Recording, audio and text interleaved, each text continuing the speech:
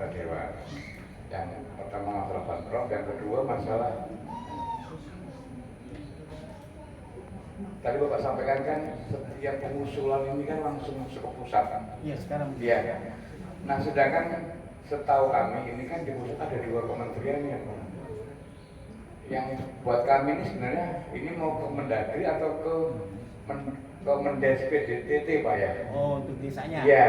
Nah ini kalau kemudian usulan-usulan yang kita ajukan lewat aplikasi Sikda itu kan maksudnya ke Mendagri Pak ya. Nah kemudian pantauan dari DPRD ini bagaimana Pak sejauh ini? Nah, kemudian karena kalau kita lihat itu ada satu tempat atau desa yang bisa mendapatkan begitu banyak list program, sedangkan yang lain rata-rata mungkin cuma 6, 7 atau ada 7 item tapi sebenarnya itu proyek-proyek nasional, proyek provinsi yang tidak langsung berhubungan dengan desa. Begitu mohon penjelasannya. Terima kasih. Assalamualaikum warahmatullahi wabarakatuh. Waalaikumsalam. Tepuk tangan. Kita kasih prosedur kepada Pak Cahyono. Tepuk tangan buat Pak RW. Saya bukunya mana, Pak? Udah dikasih? Udah. Udah. Ijul mana Ijul? Udah dibagi Ijul, bukunya Ijul. Bukunya dibagi semua. Hah? Udah. Buku. Enggak, saya kasih unjuk buku saya yang ini Ijul sini Ijul. Yang biru coba bawa kemari. Tadi udah di sebagian dikasih. Udah. Ini saya kasih informasi bahwasannya ini saya kebetulan menulis ya buku tentang mengawal regulasi kaitan dengan pengelolaan keuangan daerah.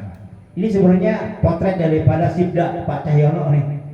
Ya proses daripada pembuatan peraturan daerah. Ya ini mungkin untuk Pak Taufik sangat bermanfaat sekali nih. Siap. Karena cara membuat peraturan daerah dari mulai awal sampai kaitan dengan teori dan juga bagaimana perda itu diajukan sampai akhir dari perda ini. Jadi bisa karena kondisi sistem pengelolaan sekarang ini agak berbeda sehingga perlu saya juga semangati untuk membuat buku ini. Siap. Kemudian ada sebagian mungkin kebagian nih karena nggak banyak juga mohon maaf.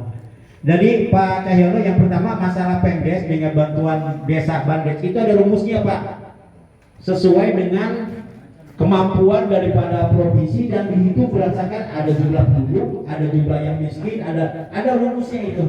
Jadi nggak bisa dikutak-kutik itu. Begitu diangkat, Bekasi punya indeks dimasukkan, itu sudah langsung sendiri masuk tiap desa ada berapa. Ya, itu yang untuk yang banprop ya. Untuk yang pusat itu juga sama, ya punya rumus tersendiri juga. Tapi keuntungannya adalah daerah-daerah yang desanya banyak, daerah-daerah yang kabupaten kotanya banyak, itu yang untung. Makanya Jawa Barat ini tertinggal untuk jumlah kabupaten kota. Penduduk kita hampir 50 juta, tapi baru punya 29 kabupaten kota. Beda dengan Jawa Tengah, penduduknya baru mungkin 35 juta ya. Tapi dia sampai 37 ya kabupaten kotanya. Apalagi Jawa Timur juga banyak, sehingga bantuan desa itu nomor 1 mereka pasti, karena banyak kabupatennya banyak desanya, Banyak serapan. 49 Jawa Timur bahkan Banyak serapan ya, anggaran. penduduknya lebih sedikit ya dari Jawa Tengah. Makanya dikejar ya sama gubernur untuk memperbanyak kabupaten kota. Targetnya kita 11 sebenarnya untuk dimekarkan, termasuk Bekasi Utara. Bekasi Utara itu termasuk program pemerintah provinsi yang sudah dicanangkan. Cuman karena moratorium masih dipending, tapi prosesnya masih bisa berjalan. Ya. Itu mungkin yang kaitan yang ditanyakan kedua. Yang terakhir apa Pak Cahyono? Bagaimana pangan DPR masalah patroli Pak? Kenapa? DPRD 2 provinsi membantu mengawal itu maksudnya ya. Oke. Mengawal itu. Jadi memang tadi Pak, secara umum masalah desa ini memang untuk bantuan yang kurang lebih rata-rata 1 miliar sampai 1,5 miliar itu langsung dari pusat Pak. Ada Pemdes, ada mungkin Bapak sampaikan Depdagri ya melalui Sibda. Memang komunikasinya turunnya itu melalui bantuan Pemdes ya, yang ada kementerian tentang desa.